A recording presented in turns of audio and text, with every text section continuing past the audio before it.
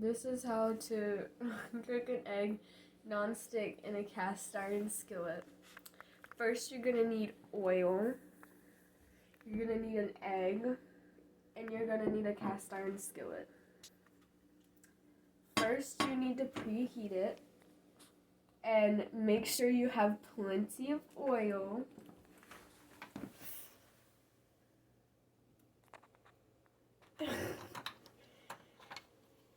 And once it's ready and heated, you put the egg in.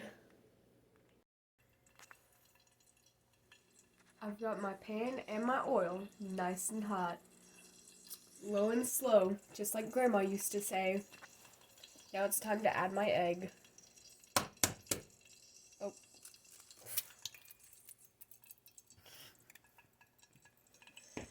Mmm. Looks delicious.